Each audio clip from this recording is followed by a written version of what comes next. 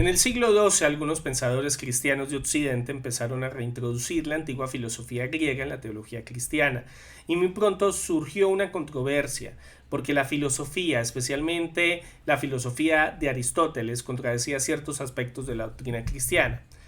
Por ejemplo, Aristóteles enseña que el mundo es eterno, pero la iglesia medieval creía que el mundo tenía un comienzo, descrito en el libro de Génesis, y un final que se alcanzaría cuando Jesús reapareciera en la tierra.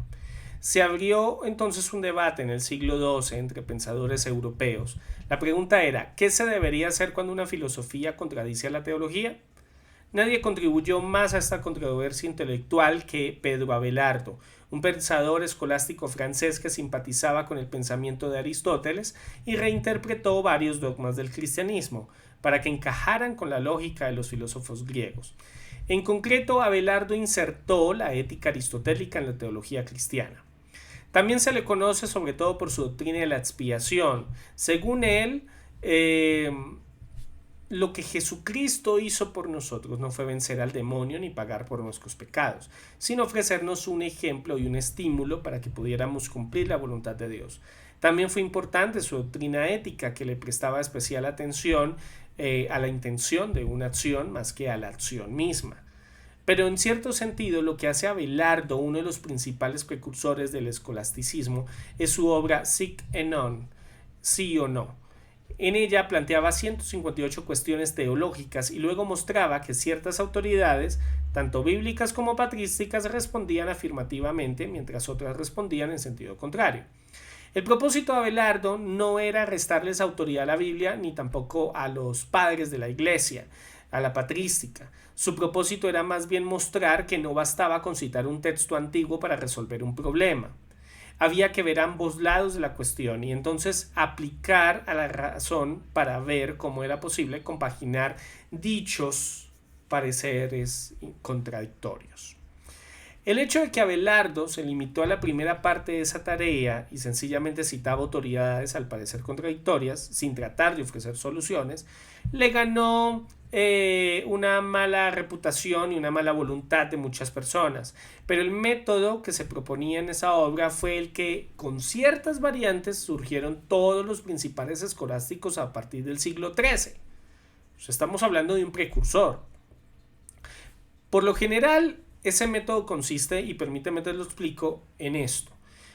Planteas una pregunta, citas después una lista de autoridades que parecen ofrecer una respuesta y luego una lista de otras autoridades que parecen decir lo contrario y entonces resuelves la cuestión. En esa solución, el teólogo escolástico ofrecía primero su respuesta y luego explicaba el por qué las diversas autoridades citadas en sentido contrario no se le oponen. Posteriormente, aún entre quienes lo consideraban un hereje, Abelardo haría sentir ese peso de su obra y de su método.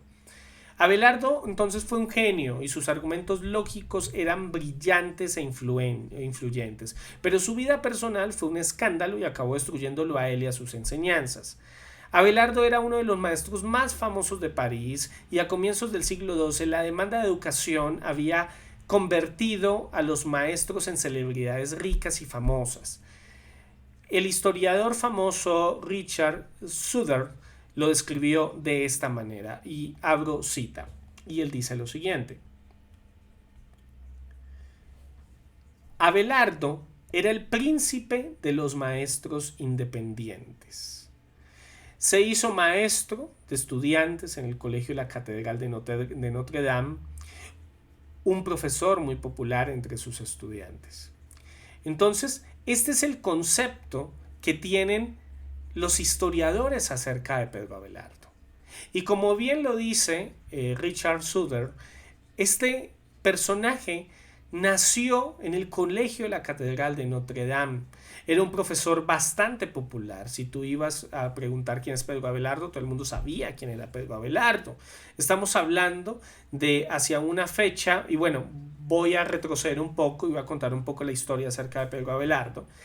En el año 1115, un canónigo poderoso de la catedral contrató a Abelardo para que enseñara a su sobrina, una estudiante clásica con talento llamada Eloísa. Y presten mucha atención a esta historia, porque gracias a esta historia, es que la reputación de Pedro Abelardo se va a la cañería. Entonces, Abelardo y su alumna Eloísa empezaron a tener una relación y pronto ella quedó embarazada. El romance entre Abelardo y Eloísa fue un escándalo en París, desde luego, ya que no estaban casados y los maestros en esa época tenían también que permanecer célibes.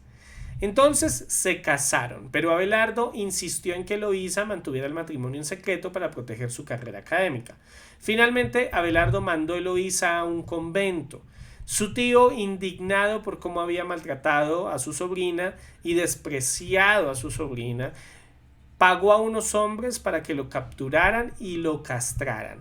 Abelardo, entonces hundido, se retiró a la abadía de Saint-Denis para ser un humilde monje, y con su reputación por el suelo como erudito, la iglesia incluso ordenó quemar los textos de Abelardo en el año 1121, para que te hagas una idea del escándalo que despertó. Entonces esto fue un escándalo personal que arruinó la defensa de su filosofía. En fin, en su vida posterior como monje, Abelardo aún produjo varios textos influyentes, incluyendo la obra que les comentaba, Sic et Non, que podríamos decir que acerca afirmaciones contradictorias de los padres de la Iglesia y explica cómo los estudiantes deberían reconciliar dichas afirmaciones a través de la lógica.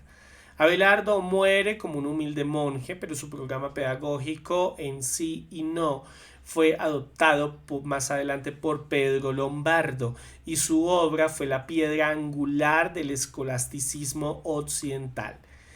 Más intemporal que su pedagogía fue la relación por carta de Abelardo con su esposa Eloísa, ahora monja. Sus cartas son conmovedoras, revelan la tragedia de su relación y la forma en que se explican su amor, hacen ver cómo era de trágica su relación. Eloísa seguía profundamente enamorada de Abelardo y sacaba fuerza de su amor. Ella trabajaba duro como monja, ya que había sido el deseo de su marido Abelardo. Abelardo entonces recordaba su relación y sentía solo amargura y pérdida. Esta historia revela el impacto que una pareja y su escandaloso romance tuvo en la dirección de la filosofía dentro del cristianismo. Al mismo tiempo, vemos a través de su tragedia cómo la cultura medieval podía destruir sin piedad a dos amantes, a dos personas que se amaban.